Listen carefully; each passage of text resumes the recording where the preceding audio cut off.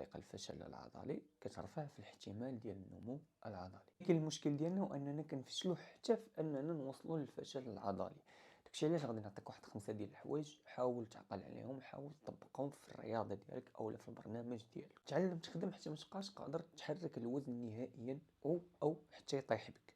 بطبيعه الحال خاص يكون شي واحد واقف معاك لاجتناب الإصابة. نقص من عدد التكرارات، عامة خدم ما بين 4 حتى 8 ديال التكرارات باش يسهل عليك تحدد أو تعرف وقتاش قربتي الفشل العضلي. تعلم تصور راسك، حيت الثق بيا بالمرات كيصحاب راسك انك قربتي او وصلتي للفشل العضلي، لكن ملي كتشوف الفيديوهات كتلقى راسك انك باقي قادر تزيد. رد البال للسرعة ديال التنفيذ، حيت هي العامل الرئيسي اللي كتخليك تعرف واش قربتي للفشل ولا لا. لان بمجرد ما كتبدا تقرب للفشل العضلي السرعه ديال التنفيذ كتبدا تقلل. واخيرا طريقه التنفيذ، حدد واحد طريقه التنفيذ اللي خاصه بك نتايا، اللي انت اللي كتحددها. وبطبيعه الحال بمجرد انك كتشوف راسك انك بديتي كتخسر هذيك الطريقه ديال التنفيذ كتعرف راسك انك قربتي للفشل.